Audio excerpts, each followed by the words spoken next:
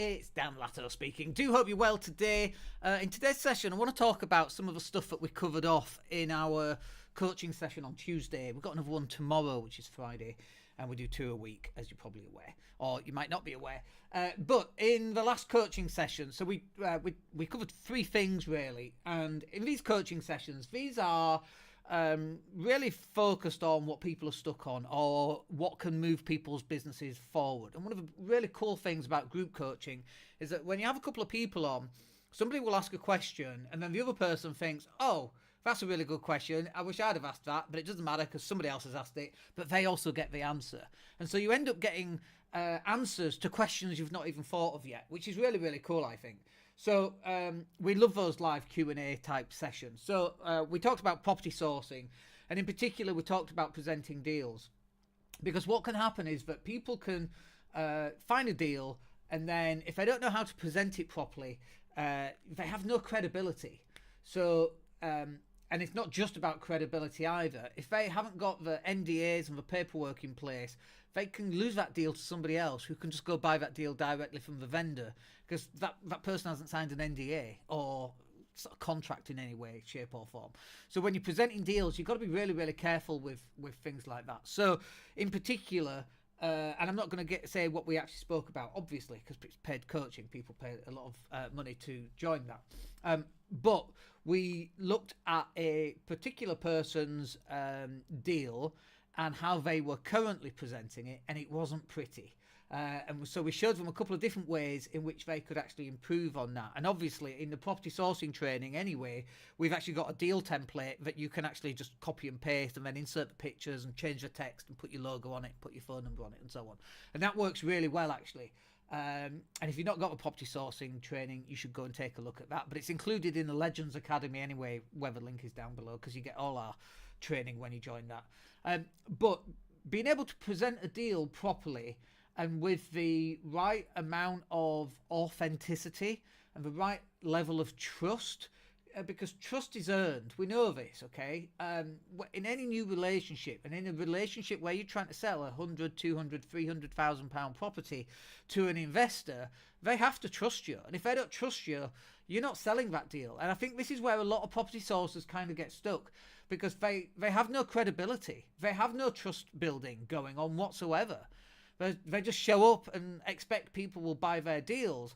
When you think about this, yes, to some extent people are buying that specific deal, but also people are buying from you.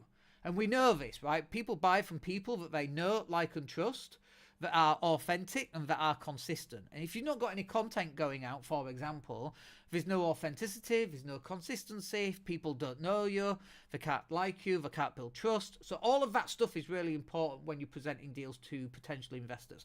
And in fact, interestingly, I had a phone call yesterday with a strategy session, and this is a chap who's looking to sign up for our digital marketing services. And he said a couple of things which really stood out, because he found us on a Facebook ad. He then jumped on Facebook and then went on YouTube. He looked at all our stuff and he's like, gosh, you guys are everywhere. And then the process in which he has to sign up for a strategy call, really straightforward, it's frictionless. But that process where he then signs up, it's very intuitive and it's very easy to do. But then in addition to that, when he signed up for a strategy session, he got text messages reminding him, and he got emails reminding him, so he knew where he should be and when he should be showing up and that kind of thing. And then he showed up, and he mentioned he loves how we had that set up in our business, and that's something that he wants setting up in his business as well. So from a property sourcing point of view, you've got to be presenting these deals in a correct manner. You've got to be building trust. You've got to be authentic, and the process that you have in place has to be a process that people can see and that people can like. Next up then, on Tuesday we did the funnel review. So this is where someone's got they've got an offer, they've got a website, and so we're going to look at their traffic, for example. We're going to look at the landing pages. We're also going to look at what are the follow-up mechanisms, like is it an email follow-up, what's the process, is it making it easy for someone to buy, like we just said with the property sourcing about removing friction. Is there lots of friction? And that stuff is really, really important as well, because I think what happens is we're so built into making a great offer, and absolutely a great offer has to be in place as well. But more than that, being able to provide people with that trust and authenticity that people require in 2026 in order to buy something, like that's so much more than it was in 2016. There's so many scams out there now, and you have to look like you've been around for years. Even if you've not been around for years, you got to look like you've been around for years. And one of the ways of doing that is by creating a shit ton of content, putting a load of content out, so that then when, yes, you are running paid advertising as well, they don't just see you on the paid advertising, because we know that people will go to your Facebook page, they'll go to your website, they'll go to your YouTube channel, they'll have a look on iTunes, they'll take a look at your Instagram, they'll go on TikTok, they'll check your Twitter. Like, literally, people check all of these different things, like 3 out of those. So if you've not got that covered, you've not got the ability to build that trust, and you've not got that credibility.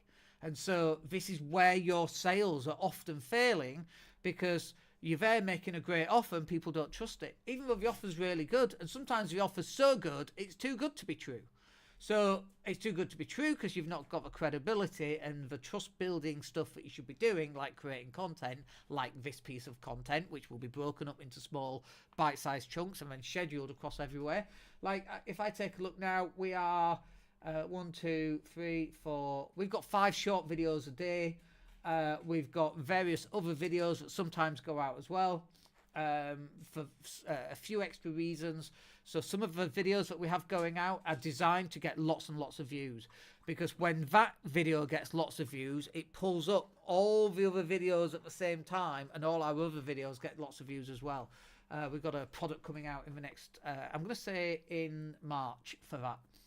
Because it's a really important thing for you to be doing in terms of building subscribers. I mean, if I go and take a look at our YouTube subscription now, like, we've really turned the corner on this, because we've found what's actually working. So if I just go and have a look at our YouTube subscribers in the last 90 days, well, in the last 28 days, we've had 139 YouTube subscribers, and in the last 90 days, we've had 782. That's pretty good. Like, I don't know what we're up to. We're on subscribers. I don't know how many we've got in total.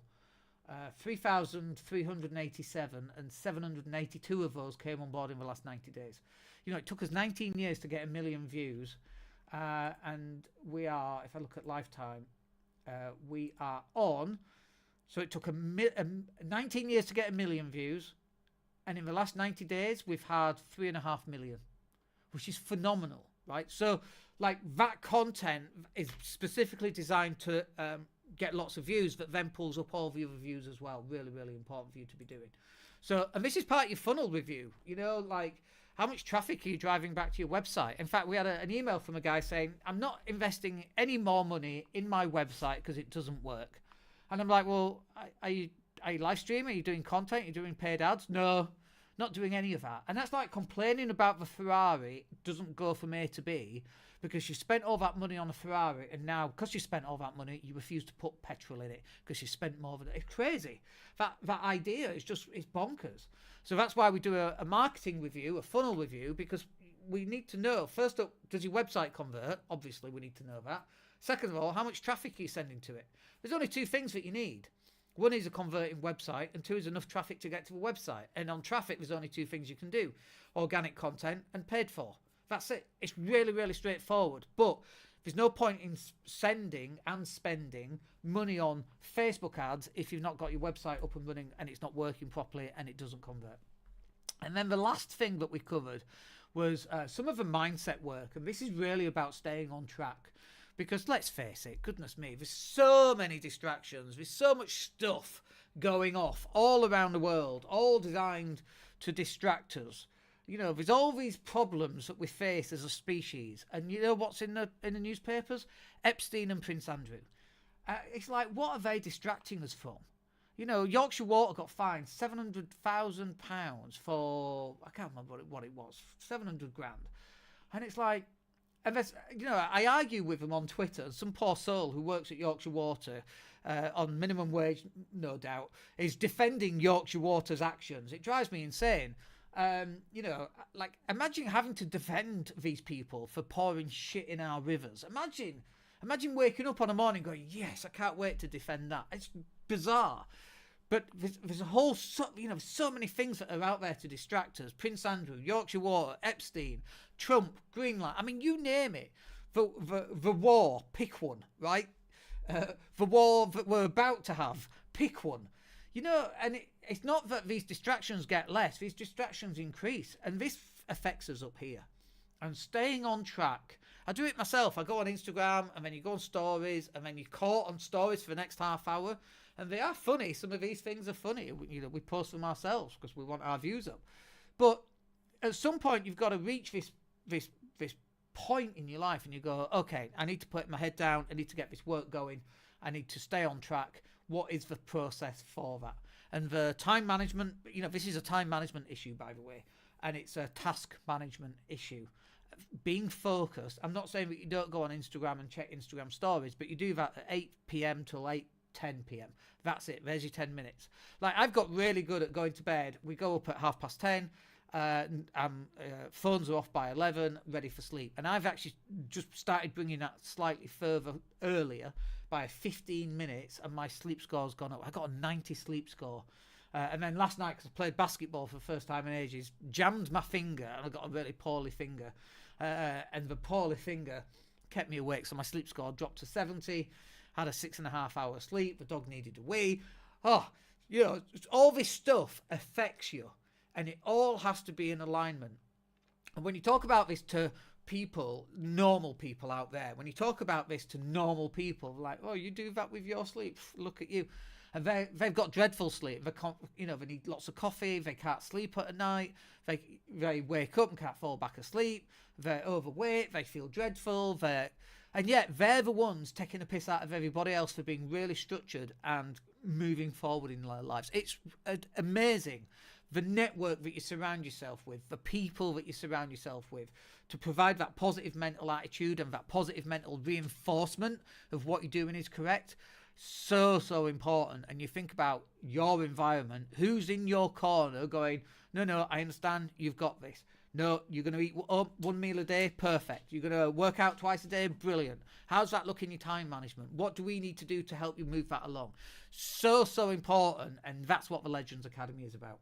A link's down below, go take a look, and we'll catch up with you in the next podcast. I hope you find that useful. We'll catch up with you on the next